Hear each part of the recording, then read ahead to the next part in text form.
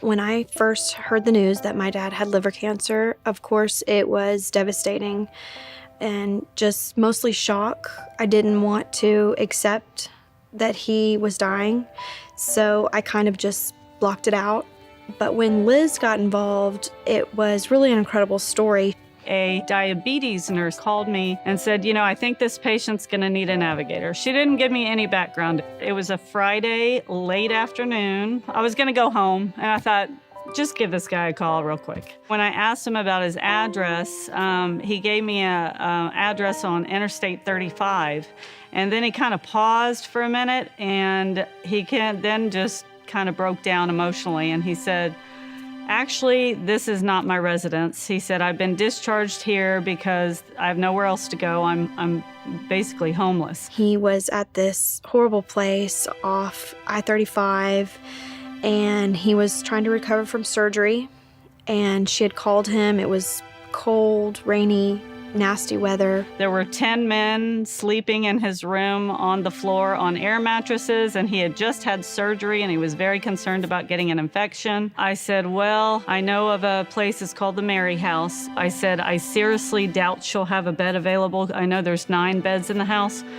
but I'll make the phone call for you. We can accommodate people with serious illnesses who do not require nursing home care, but would surely die without living in a shelter. And I said, Liz, it's late on Friday afternoon. Why are you even at work? She said, well, this man's name is Rodney, and today's his 52nd birthday, and he's living in substandard housing. He's frightened, and I don't know where he can go except to come to Mary House. She just immediately got excited and said, Liz, I have a bed. He was just beyond excited, and he really considered that a blessing that she coordinated that for him. And Liz kept on calling Mary House until she knew that Rodney was safe at our place, that he had been fed, and that he was comfortable in his own bed. I asked Rodney, what's your stress level right now? 0 to 10, 10 being the worst. And he said, well, before you called me on Friday, it was definitely a 10. And he said, today, now that I met you and met Lynn, he said, it's probably about only a 1. And he was told that he really needed to get into hospice care because there was no more that the doctors could do for him. This really did surprise Rodney. I kind of just shut it out and didn't want to deal with it. And then when he came home and he was on hospice care, and I saw how sick he was. I got a text from his daughter. It must have been about 5:30 in the morning, and she did say that she said, my father's been unresponsive for about 12 hours now.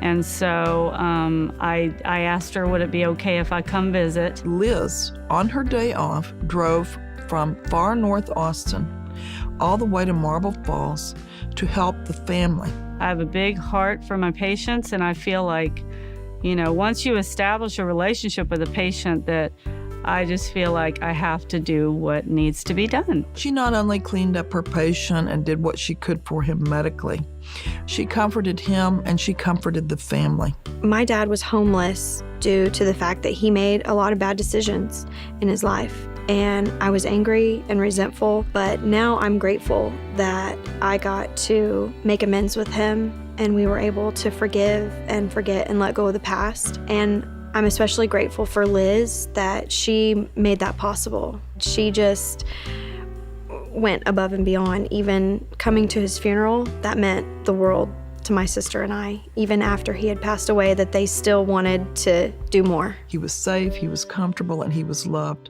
And he was also loved by someone in the medical field who had made it her business to take care of him the very last hours of his life.